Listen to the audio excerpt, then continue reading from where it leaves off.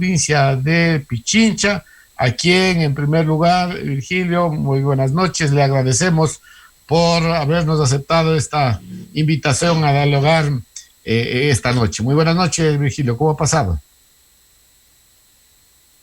Está apagado su micrófono. Adelante. Buenas noches, un gusto, Germán, un gusto, Marco, un gusto y una satisfacción estar en Radio Espacio FM y poder comunicarme con ustedes y con todos los ciudadanos, ciudadanas que tienen la bondad de oírnos y de vernos a través de las redes en la provincia de Bolívar y en el mundo. De tal manera que mi saludo enorme, mi agradecimiento también por la votación que nos pudo otorgar la provincia de Bolívar y agradecerles y reiterarles también esa gratitud por el reconocimiento que ahora permite que tengamos en el Parlamento andino 2 representantes y en la Asamblea Nacional, aunque no vamos a tener representantes de la provincia de Bolívar, vamos a tener 49 asambleístas de 18 provincias del país, de tal manera que quiero reiterar también mi agradecimiento a los ciudadanos y ciudadanas de la provincia de Bolívar.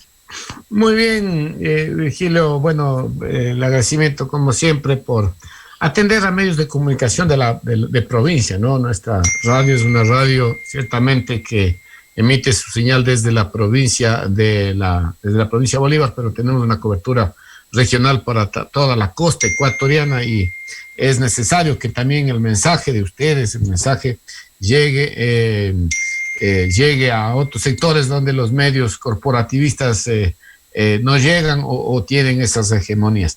Vamos a comenzar, no sé si hablamos un poco de la coyuntura política actual, lo que está sucediendo en el país, los últimos escándalos de este gobierno, el tema de vacunas, no sé si abordamos un poco este tema y luego vamos desarrollando con algo de política ya en el desarrollo de la entrevista.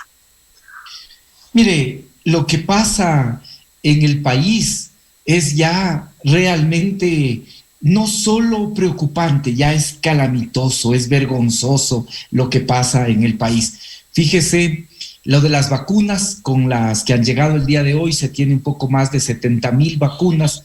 Esas 70,000 vacunas, especialmente las que llegaron al inicio, no fueron utilizadas adecuadamente con estándares claros y ahora lamentablemente tenemos que evidenciar que se utilizó esto también como una herramienta política. Se utilizó algunas efectivamente para vacunar a familiares, a amigos, a los radiodifusores de la argolla, para decirlo de alguna manera, rompiendo con, yo diría, la ética pública y rompiendo también con un criterio de necesidad.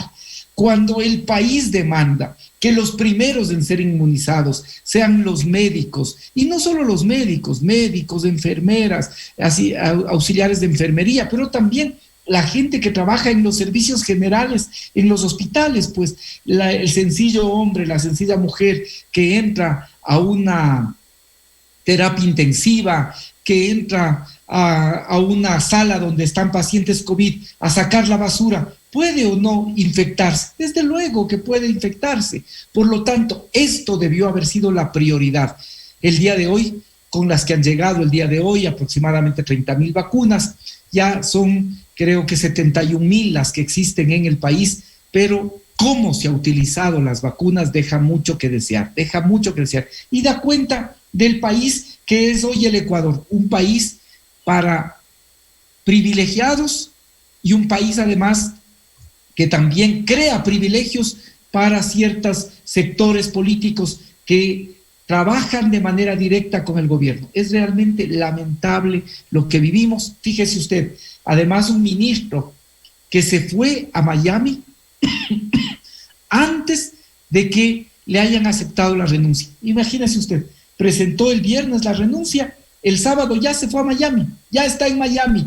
Ahí sí, ni la fiscalía, nadie hace absolutamente nada, a pesar de que había una denuncia precisamente por tráfico de influencias. No, sin embargo, ya está en Miami, ahí desde Miami ni se habrá enterado que ya le aceptaron la renuncia, que pusieron un reemplazo el día lunes, pero esto demuestra cómo se ha manejado la cosa pública en el país.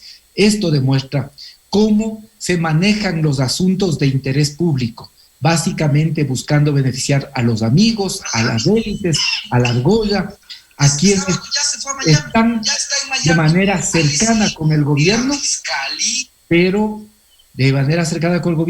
dejando atrás los grandes intereses que tiene el país. Esta es la situación que vivimos. Y nosotros podríamos mirar esto también en otros ámbitos. Fíjese lo que pasa en el plano económico. Una situación crítica, absolutamente crítica de la economía, en la que básicamente se han perdido empleos, se han perdido emprendimientos, se han acabado con oportunidades que se estaban gestando, y encima de eso, como si fuera poco, ahora dicen que van a insistir por tercera vez en un proyecto que busca privatizar el Banco Central, con lo cual el Banco Central quedará conformado en su directorio por las élites bancarias, financieras, con lo cual el Banco Central no podrá hacer préstamos a ninguna institución pública, pero sí hacer préstamos a los bancos privados. Esta es la realidad. Un país para los privilegiados, un país para los pocos, un país para Lenín Moreno y para sus aliados, para Creo, para el Partido Social Cristiano, que han sido los aliados de este régimen ya cerca de estos 4 años. Esto es lo que pasa en el país. Y bueno, si uno miraría como debería haberse mirado y debería haberse exigido una profunda investigación, así como hemos revisado rápidamente lo económico, lo sanitario, deberíamos también mirar lo que pasó en la última semana en las cárceles del país. Esto sí es un asunto que realmente debería alarmarnos, pero fíjese usted, por la complicidad que hay de los grandes medios de comunicación, prácticamente ha pasado casi desapercibido. Es la mayor masacre que hemos tenido en el Ecuador en estos últimos años, y nadie habla de eso. Los grandes medios de comunicación, ese día pasaron algo en las noticias, pero después han ignorado cuáles son las responsabilidades, por qué se llegó a esta situación. Si una persona que está detenida, independientemente del delito que esta persona hubiese cometido, tiene el Estado la obligación de garantizarle la vida, de garantizarle la seguridad, ¿no? Aquí 80 muertos, ya nadie habla de eso, nadie se hace responsable políticamente de eso. El presidente de la República, desde luego, de nada se hace responsable, más aún de la muerte de 80 personas. Fíjese, nada, no se da por entendido de lo que pasa. El ministro de Gobierno, nadie repara en las declaraciones del general Edmundo Moncayo, que es precisamente el responsable del sistema de la SNAI, ¿sí?, que dice que no podían operar los mecanismos necesarios para la seguridad porque no contaban con presupuesto. Esto es lo que señala, y de esto nadie habla. Todo el mundo mira para un lado, mira para otro lado, cuando aquí hay una masacre, una verdadera masacre, 80 personas, independientemente de cuál era su situación legal, de cuáles eran los delitos que habían cometido. El Estado les debía preservar la seguridad, les debía preservar la vida. ¿Pero qué además demuestra esto? Que estas bandas delictivas actúan al interior de las cárceles del país. ¿Y cuál es ahora el riesgo? Que la violencia que se generó esta última semana en las cárceles del país se traslade ahora a las calles de nuestras ciudades. Esto es lo que pasa en el país. Con una radiografía rápida, vivimos una situación realmente calamitosa en el país, una situación en la que si estaríamos analizando otros estados, ya diríamos que estamos frente a un estado fallido, a un estado en el que ya no funcionan las instituciones, ni las instituciones sirven para regir la vida democrática del país. Y además, Virgilio, que las explicaciones que da el gobierno no satisfacen a nada, ¿no? Es lamentable escuchar a un presidente de la República salir en los medios de comunicación a culpar siempre al gobierno anterior, ¿no? Se ha dicho que este problema tiene culpa porque se fue la base de Manta, que este problema se hizo porque el expresidente Correa posiblemente también son las vinculaciones de la campaña con el narcotráfico. Y son temas que ya la gente no las cree, que la gente ya no se convence de estas justificaciones tenues, desviadas y siempre demostrando la impotencia, Virgilio. Mire, realmente, como usted dice, estas cosas que acostumbra a decir el gobierno, el presidente de la República, lo único que hacen es demostrar cada vez más la incapacidad, la inutilidad, la impotencia ya que tiene el propio presidente frente a los temas del país. Yo creo que él es el más desesperado para que los días pasen aceleradamente y de una vez dejar este cargo que nunca debió haber asumido porque no estuvo preparado, porque no tenía la entereza, ni tampoco ha tenido la disposición para poder enfrentar los grandes problemas del país. Y fíjese, además, con todo el respeto que me merece el presidente de la República por el cargo que ostenta y por su condición también de ser una persona adulto mayor ya, pero esta persona actúa con cobardía, con absoluta cobardía, porque hace acusaciones sin ningún fundamento, ante la mirada, yo diría, complacencia de periodistas que le dejan que diga lo que quiera, sin preguntarle, sin decirle, a ver, pero si usted establece una relación con lo que usted llama el correísmo, díganos algún fundamento. Fíjese usted que compara con octubre del 2019 y ya se acabó la instrucción fiscal de los hechos de octubre, por lo menos en los que a mí me involucran, que son el caso de rebelión, en el que me involucran a mí. Ya se acabó la instrucción fiscal. No hay un solo elemento, pero ni uno solo elemento que el gobierno, el presidente Lenín Moreno, su exministra María Paula Romo, hayan podido aportar en el proceso, ni un solo elemento, para decir que en octubre del 2019 se contrató delincuentes llaneros, venezolanos, las acusaciones que nos hacían por parte del correísmo. No hay un solo elemento. Y él sigue repitiendo y repitiendo y repitiendo. Y vea que por esto voy a ir a juicio. Por esto los jueces quieren llevarme a juicio por cosas como estas. ¿Sí? Ya estamos esperando la audiencia de juicio. Y por cosas como estas, efectivamente, el presidente, por cosas como estas que dice Lenín Moreno, yo estoy a punto de ir a juicio sin que hayan podido demostrar una sola prueba. Y ahora ya dice las conexiones con los delincuentes que pueden haber causado lo de las cárceles. Es realmente lamentable, es una vergüenza, es una cobardía.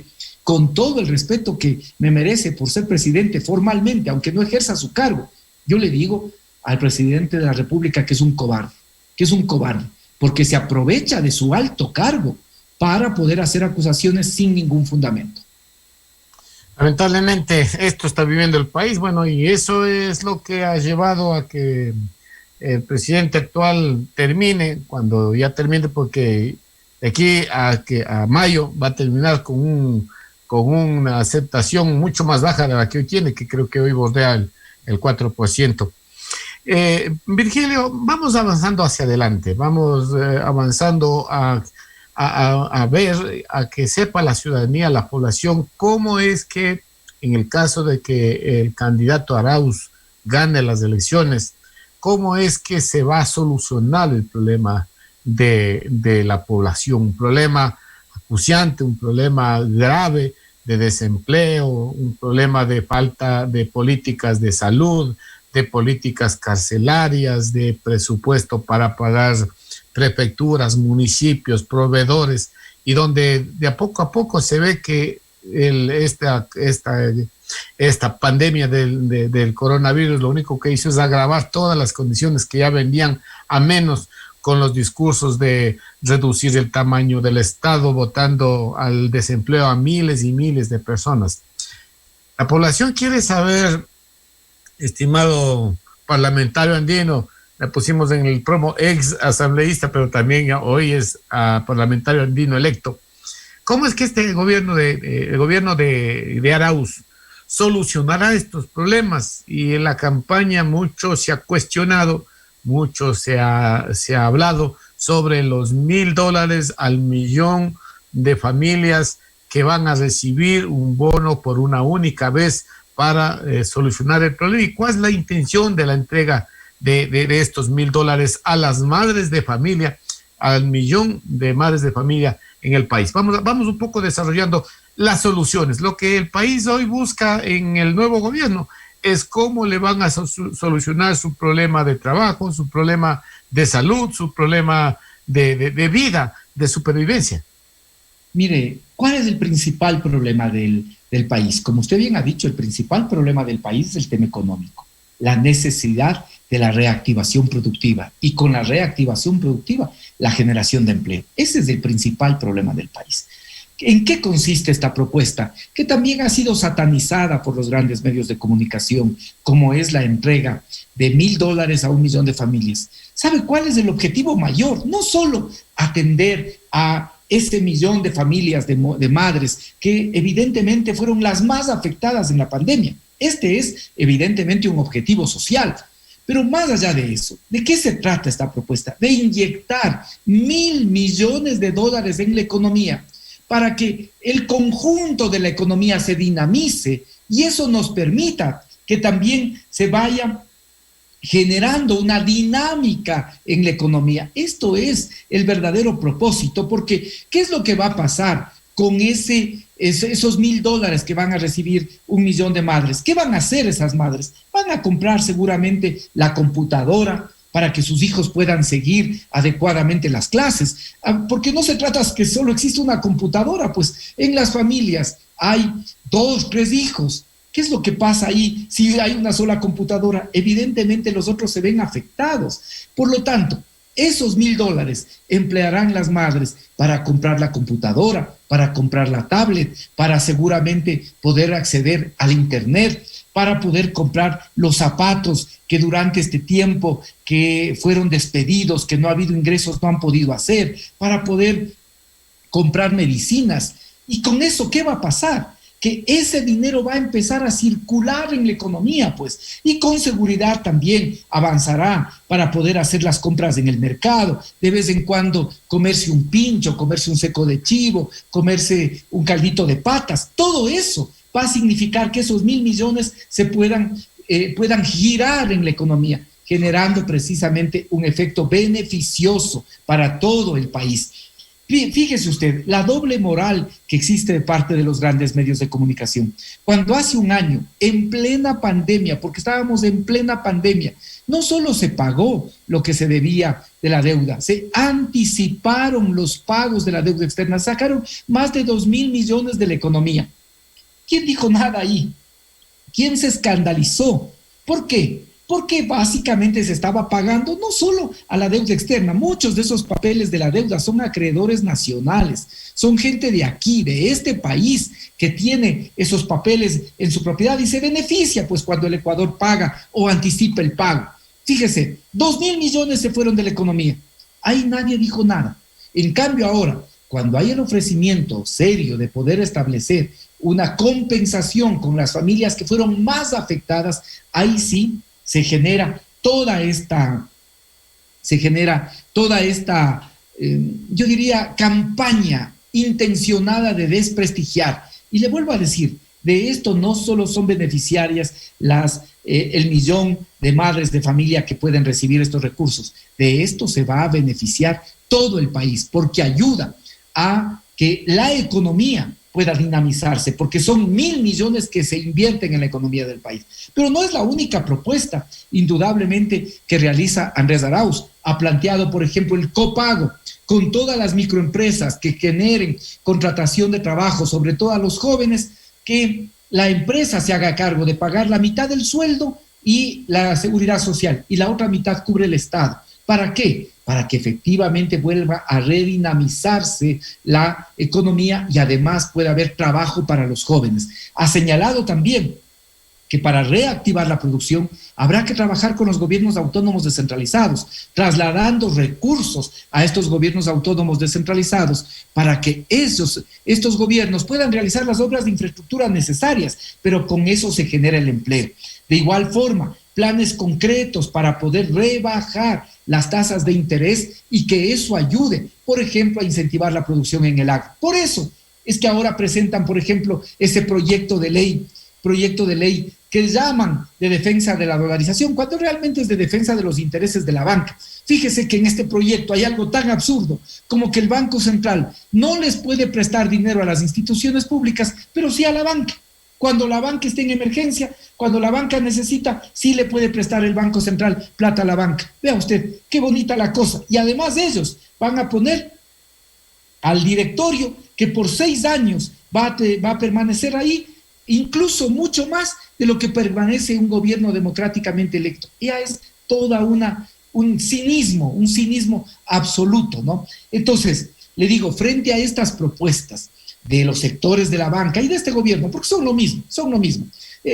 No hay duda que si un caso no consentido, Guillermo Lasso, fuese presidente de la República, sería la continuidad, sería la reelección de Moreno. Elegir a Guillermo Lasso es votar por la reelección de Moreno. Eso es muy claro, no hay que darnos vuelta por eso. Frente a todo eso, las propuestas de Andrés Arauz son propuestas concretas para reactivar la economía, para dinamizar los distintos sectores productivos y de esa manera que el Ecuador poco a poco vaya logrando salir de este hueco tan profundo en que nos encontramos. De tal manera que mientras el gobierno y la otra candidatura, la candidatura del banquero, busca favorecer, beneficiar básicamente a pequeño grupo de privilegiados, en cambio Andrés Arauz tiene propuestas serias, claras, para poder enfrentar la profunda crisis económica y de esa manera también ir buscando soluciones para la mayor parte de ecuatorianos y ecuatorianas. Este es un tema muy interesante. En los últimos días ha salido en redes sociales que hoy es la forma más importante de divulgación. Con Arauz habrá el tomarle cuentas a toda esta gente que repartió hospitales, que hizo que hizo este problema de las vacunas, que usted mire, Virgilio, hasta el momento no se sabe quiénes mismos se vacunaron, por ahí salen pequeñas listas que ahora son los de liga, que algunos arqueros, toda esta cosa, todos estos tantos quedarán en la impunidad. Que eso yo creo que no es nada dable y como usted dice, y que yo creo ciertamente que esto va a pasar en el caso de que el triunfador de esta ley electoral sea Guillermo Lasso, todos estos casos que han cobrado vidas de personas, en el caso de las cárceles, en el caso de las vacunas, van a quedar en la impunidad. Ahora vamos a otro tema que es preocupación de la población, Virgilio, que es el tema de las vacunas. Básicamente, ¿cuál será el mecanismo o cuál será la política que implementará el gobierno de Arauz en el tema de vacunas? A todos entendemos y hemos visto que lamentablemente el tema de las vacunas en nuestro país se ha vuelto hasta un tema de política, de izquierda o de derecha, que si las vacunas vienen de los países que son de tendencia de izquierda no sirven, pero ya se han retractado, ¿no? Ventajosamente, que hay que esperar que esta entidad de la salud que autorice para que puedan coger las vacunas. Y esto a la larga está perjudicando, porque en este momento ya deberíamos estar inmunizando, deberíamos haber inmunizado a por lo menos 1 millón de personas y todavía no llegamos ni a las 100,000 vacunas, ¿no? Entonces, con las que han llegado el día de hoy, se han hecho 71,000 vacunas. Con las que han llegado el día de hoy, 71,000 vacunas. Es decir, para 35,500 personas. Esas vacunas debieron haber servido con un estándar claro. En primer lugar, para poder inmunizar a los médicos, a los auxiliares de enfermería, a todas las personas que están en los servicios hospitalarios, más o menos 120,000 personas. Para eso debió haber servido. Esto debió haber sido lo primero. Sin embargo, vea usted qué es lo que ha pasado. Como usted señala, se ha convertido esto también en parte de los privilegios que se otorgan a los que están con el gobierno y en el entorno del gobierno. Esto es increíble, increíble. Se dice, vea usted, ahí no quieren dar la lista de quienes han sido vacunados por este gobierno. ¿Por quién? Pues si están los médicos, si está el personal de salud, si está el personal que mantiene todo lo que son servicios públicos, ¿qué problema hay de poder señalar y decir?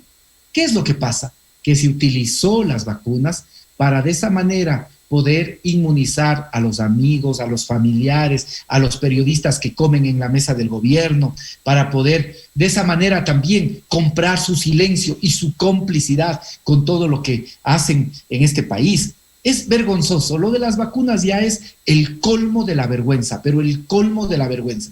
Vea, frente a eso, Andrés Arauz el día lunes presentó un plan nacional de salud. Ese plan nacional de salud tiene 5 ejes claros y el primero de esos es el programa de emergencia de vacunas. 5 ejes y el primero es las vacunas. ¿Qué es lo que plantea?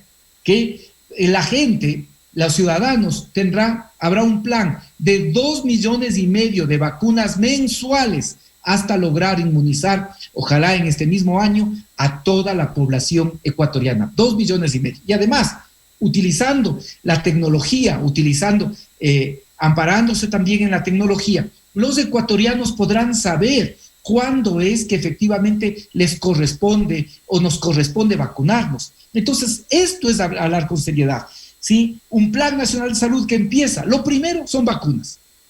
Fíjese, en el segmento anterior dijimos, la prioridad es trabajo, vacunas. Este es el primer elemento del Plan Nacional de Salud. Pero luego, también, ¿qué es lo que ha dicho? Que es necesario recuperar el sistema de salud, que fue destruido, al que se le negó recursos, en el que incluso no se gastó suficientemente, no se gastó los recursos que estaban presupuestados. Fíjese, en el año 2018, ¿cuánto era el presupuesto de la salud? Me parece que cerca de 3.400 millones.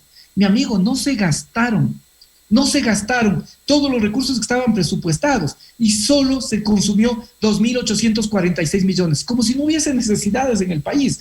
Pero fíjese, además, como el presupuesto del 2019 lo hicieron en base a lo que se gastó en el del 2018, en base a lo que se gastó, se rebajó a 2.795. Esa es la realidad. Y en este año, en el año anterior, en el año 2020, fíjese, en el año de mayor necesidad, ¿cuánto se gastó? 2.550, es decir, se bajaron 200 millones en relación al año 2019. Entonces, el segundo eje de la propuesta de Andrés Arauz es recuperar el sistema de salud. El tercero, el talento humano, incorporar a los profesionales, médicos, enfermeras, personal sanitario que fue sacado del Ministerio de Salud Pública y del IES, para que puedan efectivamente estar al servicio de los ecuatorianos y, por ejemplo, desarrollar el programa de inmunización y de vacunas en todo el país. 4, ha planteado también claramente infraestructura en salud. Esto es bien importante porque estamos hablando de 200 establecimientos nuevos de salud, que comprenden 27 centros de salud, 11 hospitales nuevos, ¿sí? 20 centros especializados de tratamiento para personas con problemas de alcohol y drogas y 142 centros ambulatorios intensivos para la atención precisamente de consumo de drogas y de alcohol, que es uno de los grandes problemas. Fíjese, ahí hay una propuesta clarísima. Y otro de los ejes es fortalecimiento también en la atención a la salud mental. Indudablemente, esta situación de la pandemia nos ha generado graves afectaciones también psicológicas, mentales. Y por eso el plan de salud de Andrés Arauz comprende también el fortalecimiento en la atención en salud mental. Vea usted, 5 ejes de un plan de salud y el primer eje es vacunas. Yo creo que es importante, ¿no? Y lo primero, para tratar de retomar la nueva normalidad que necesita el país para poder trabajar, si queremos primero estar seguros de que no nos vamos a volver a enfermar o no nos vamos a contagiar, pues si esto no sucede, no podemos hablar de ningún otro tipo de trabajos, no podemos hablar de ningún tipo de desarrollo. Si esto no sucede primero, y lamentablemente este gobierno ha hecho lo que no se debería haber hecho, ¿no? Y además que se conoce de última hora que ya se han entregado incluso anticipos, pero no quieren decir con qué empresas, desde qué lugar son, todo una ocultación de información que, además de que se avisora o se especula por parte de la población de que hay cosas obscuras o mal hechas, encima de eso no se sabe ni con quién están trabajando. Ahora, Virgilio, el tema de salud, de educación, ¿qué va a pasar con la educación? En la provincia de Bolívar hay un malestar con lo que pasó en el gobierno del presidente Correa sobre los temas educativos. ¿Va a haber algún tipo de cambio en el tema de los maestros, de los temas de educación en general? ¿Qué cambios se propone para este periodo en el caso de que Andrés Arauz sea electo presidente de la República? Mire, en primer lugar, dar absoluta prioridad a la salud y a la educación. Es parte del programa de Andrés Arauz. Mire, usted ve que la situación en la que estamos es muy compleja. Sin embargo, hay que retomar la posibilidad de tener educación pública de calidad. Y esa educación pública de calidad tiene que ser a todos los niveles. No puede ser que en pleno siglo XXI la propuesta que nos hagan es regresar a las escuelas unidocentes. El otro día me encontré con un campesino de la provincia de Cotopaxi, con mucho sentido común, que él decía, yo estudié en escuela unidocente, ¿sí? ¿Hasta cuándo pude llegar? Hasta cuarto grado. Pero yo no quiero para mis hijos lo que tuve para mí, la escuela unidocente. No, yo quiero educación pública de calidad. Y si es necesario volver a hacer instalaciones modernas, adecuadas, que puedan tratar con dignidad a nuestros hijos, hay que hacerlo. Fíjese qué pasó ahora en este gobierno, que había dificultad con el transporte. Bueno, arreglen los temas del transporte, pero mantengan pues las unidades del milenio y sigan construyendo escuelas y unidades del milenio. No, se dejaron de hacer, vinieron con la novelería de que hay que hacer escuelas unidocentes, como si la gente quisiera para los hijos lo que a veces le tocó vivir a los propios ciudadanos. Esto es absurdo. Es necesario generar también una fuerte inversión en el sector salud. Es necesario, siempre hay un compromiso con los maestros de mejorar todo lo que se pueda sus salarios. Fíjese, tanta crítica que había del sector del magisterio. Sin embargo, ahora el sector del magisterio sabe que en la Revolución Ciudadana se pagaba puntualmente a los maestros y además se les incrementó el sueldo. Hay que seguir en esa línea de poder atender de manera adecuada a los maestros, ¿sí? Siempre será menos de lo que se merece, eso yo estoy seguro, pero al mismo tiempo tiene que evaluarse la calidad pues, de los profesores que educan a nuestros hijos. Tiene que evaluarse la calidad. No es que porque son profesores de nuestras escuelas pueden ir sin la preparación, sin la formación adecuada. Tiene que haber una adecuada evaluación a los maestros y tiene que haber también inversión en lo que tiene que ver con la educación superior. En eso también Andrés Arauz ha señalado muy claro, el 2% del PIB, cerca de $2.000 millones, se invertirán para educación superior, de tal manera que ahora nos permita que las universidades amplíen la cobertura de estudiantes, amplíen la cobertura con las modalidades virtuales y semipresenciales. Se puede hacer eso, se puede ampliar la cobertura, pero también hay que ofrecerle otras alternativas, otras oportunidades. Fíjese usted que cuando empezó el gobierno de este señor Moreno, estaban proyectados realizar 52 institutos tecnológicos, institutos superiores. No se ha avanzado, no se ha hecho. Pues bien, hay que retomar lo que es ampliación de la cobertura de las universidades, ampliación a nuevas modalidades de las universidades. Hay que retomar también, y esto hay que hacerlo de manera adecuada, la construcción, el desarrollo de institutos superiores. Y esos institutos superiores, como tienen y como ya otorgan títulos de tercer nivel, permiten que después las personas puedan seguir con sus estudios superiores. Y al mismo tiempo hay que fortalecer la posibilidad que estudiantes ecuatorianos sigan yendo a otras universidades de la región y del mundo, para de esa manera tener el más alto talento humano preparado para que pueda atender las necesidades del país. Hay mucho por hacer, amigo, hay mucho por hacer. Sin duda, no se va a poder hacer desde el primer día, porque lo primero que hay que resolver es la profunda crisis económica. Eso es lo primero que corresponde y que toca resolver.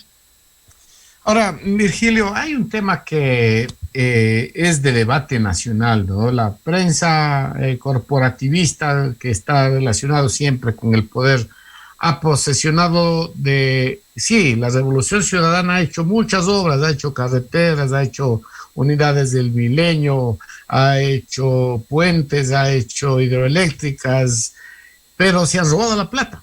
Y se ha hablado de que la mayor parte de colaboradores y gente cercana al expresidente Correa está fuera del país corrida por no enfrentar procesos por el robo del dinero. Es lo que se ha intentado posicionar en el país. La gente no tiene la posibilidad de decir, a ver, ¿por qué le enjuiciaron a Virgilio Hernández? ¿Por qué le enjuiciaron o por qué le pretenden enjuiciar a Paola Pavón? ¿O por qué le enjuiciaron al mismo expresidente Correa?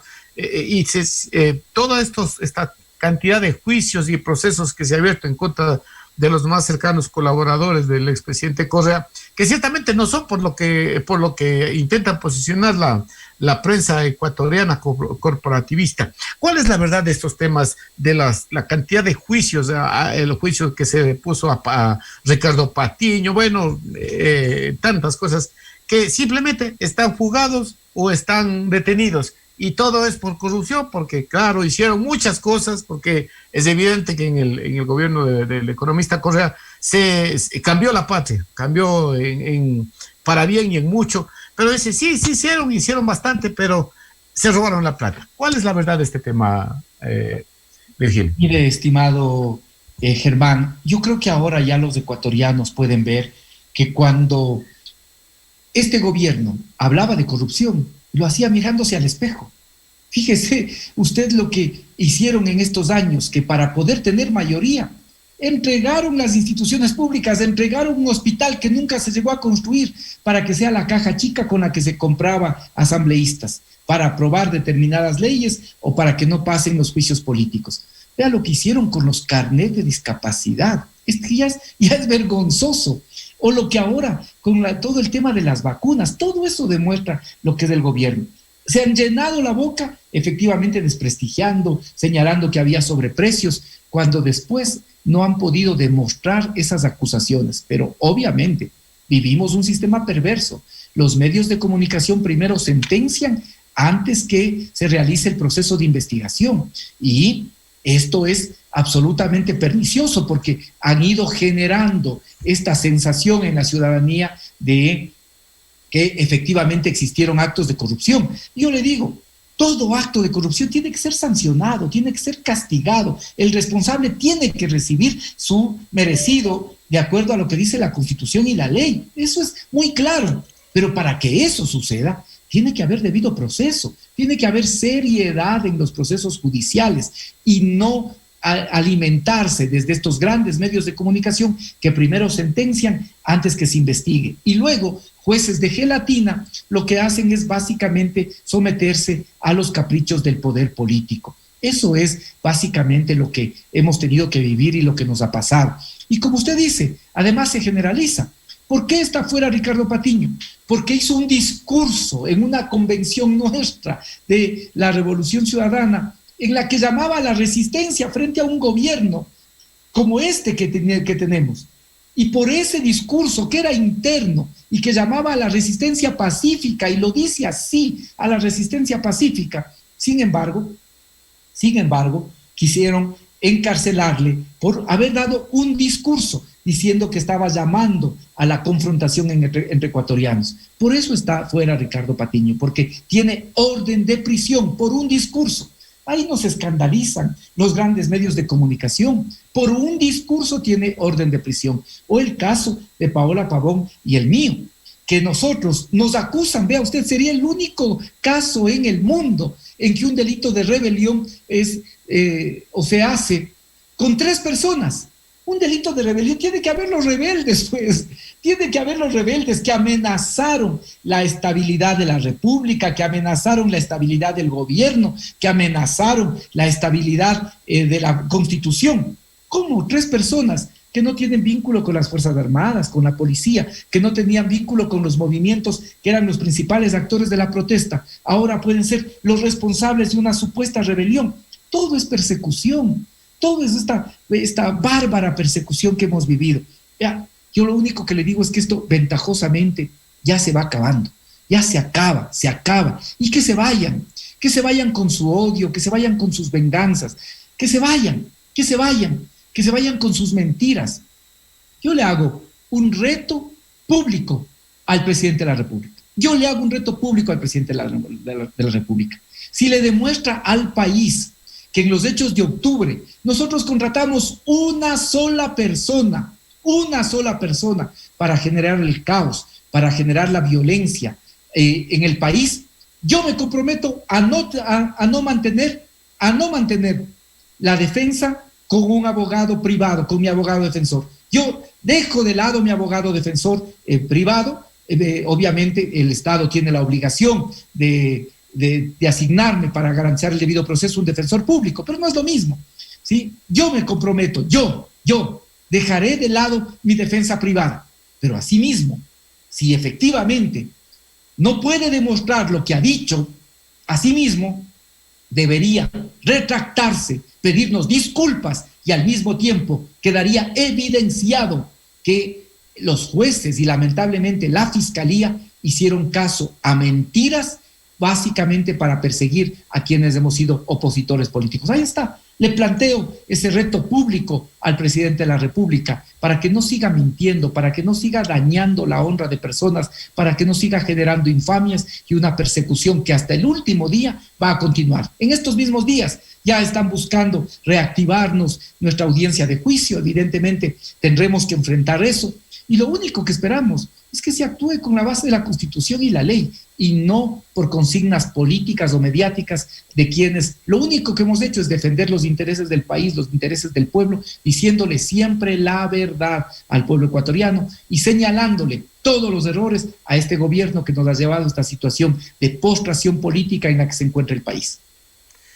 Finalmente, Virgilio, hay un tema que el país, además de lo que hemos hablado, de educación, las vacunas, la seguridad ciudadana, que son temas muy importantes, y usted ya ha expresado y ha hecho público todos estos proyectos que tiene el candidato Arauz.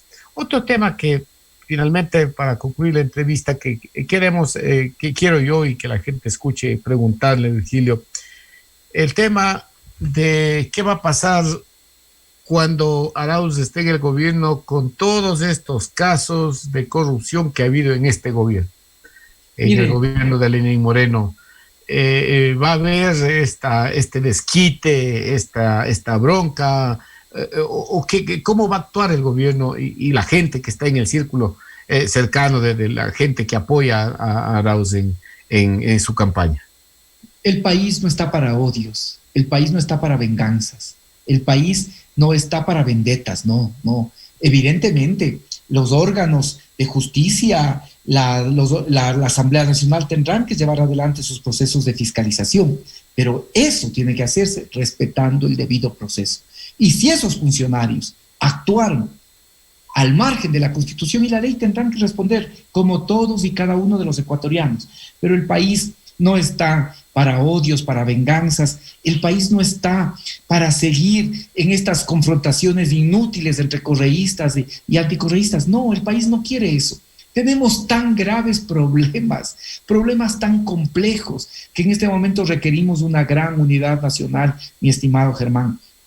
Y precisamente Andrés Arauz es la persona que puede ayudar a construir esa unidad nacional. Unidad nacional para reactivar la economía, unidad nacional para reactivar la producción, unidad nacional para generar empleo, unidad nacional para tener como prioridad la salud, la educación, unidad nacional para poder tener la seguridad ciudadana como un elemento fundamental y prioritario.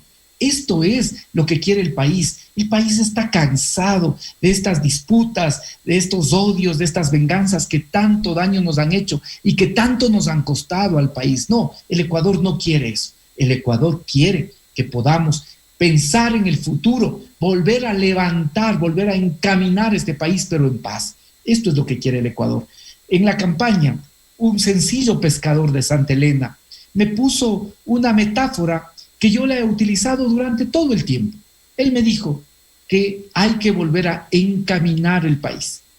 Y él señalaba que cuando uno está en el camino, no es que no hay problemas. En el camino uno puede caerse, se le puede caer la carga, puede uno también tener un momento en el que se para, ¿sí? Cuando uno está en el camino hay problemas. Pero sin embargo, si tiene trazada la ruta, uno puede continuar, puede seguir resolviendo los problemas, enfrentando las dificultades, superando los límites. Uno puede seguir. Pero ¿qué me decía este sencillo pescador? Lo que pasa es que aquí en cambio perdieron el rumbo, se fueron para otro lado, se fueron a beneficiar, a atender a la banca, a los banqueros, a dejar que los banqueros hagan lo que quieran, porque hacen lo que quieran. Yo puse, creo que el día de ayer, un mensaje en mis redes sociales que ha tenido muchísima difusión, en el que mostraba los correos que me manda la banca, que me manda el banco, porque estos meses no he podido pagar puntual la tarjeta. He pagado todos los meses la tarjeta, pero no he podido pagar puntual. Y a más del interés de mora que me cobran por mandarme un correo en el que me recuerdan el pago, nos cobran 11.10, en otros 9.90, 8.23 por mandarnos un correo. ¿Se imagina cuántos correos mandará la banca todos los días? Y por cada correo que envía cobra $11. $11. Si manda a 9 personas, ya son $100. Fíjese usted cómo es esto. Si manda a 9 personas, son $100. Si manda a 90 personas, ya son $1,000. ¿Sí? Imagínense, si manda a 900 personas, ¿cuánto es ya? Es increíble realmente cómo hacen y deshacen los banqueros en este gobierno. Y un banquero nunca, nunca, nunca podrá entender al pueblo. Un banquero nunca podrá ser sensible con las necesidades del pueblo. ¿Por qué? Porque tiene que cuidar su negocio, porque tiene que cuidar su actividad. Por lo tanto, ese candidato banquero no es capaz de construir la unidad. En cambio, Andrés Arauz, que es un hombre joven, sin compromisos, con absoluto conocimiento de la situación económica, con capacidad, y yo diría también con sensibilidad y juventud para poder trabajar 20 horas al día. En cambio, ese candidato, que es Andrés Arauz, puede ayudar a generar la unidad nacional, la unidad plurinacional. Saber que en este país tenemos diversos pueblos y nacionalidades indígenas, afroecuatorianas y montubios, con quienes seguramente tenemos mucho en común y tenemos que seguir construyendo el Estado plurinacional. Pero también tenemos que mejorar las condiciones de vida de los pueblos y nacionalidades indígenas, afroecuatorianas y montubias. De tal manera que ese candidato de la unidad nacional, de la unidad plurinacional, de la reactivación económica, ese candidato de la salud, de la educación, es Andrés Arauz. Y yo estoy seguro que el pueblo ecuatoriano, el 11 de abril, va a votar por Andrés Arauz para poder restablecer la posibilidad de futuro y de esperanza en nuestro país. Virgilio, yo le quiero agradecer por habernos concedido esta entrevista. Yo creo que ha sido muy fructífera esta entrevista. Y finalmente quiero dejarle en su mensaje final a los ecuatorianos que hoy mismo están escuchando la radio a través de nuestra señal FM para toda la costa ecuatoriana y la provincia de Bolívar y también en nuestras redes sociales. A todos los amigos oyentes que nos escuchan a través de Radio Espacio FM y también a quienes nos siguen por las redes sociales, decirles no perdamos la esperanza. Y nosotros tenemos la posibilidad de acabar con esta época absolutamente oscura del país. Nosotros, con un esferográfico, podemos iniciar la reconstrucción de este país para poder reactivar la economía, la producción, generar empleo, educación, salud, para poder construir futuro y dignidad. Por eso, el 11 de abril tenemos la posibilidad de votar por Andrés Arauz y que en el Ecuador pueda volver a existir nuevos caminos para reencaminarnos, para retomar la senda del desarrollo, del bienestar para todos y todas. Muchas gracias. Muy bien, estimados amigos, son las 19:54 de nuestro informativo de la noche.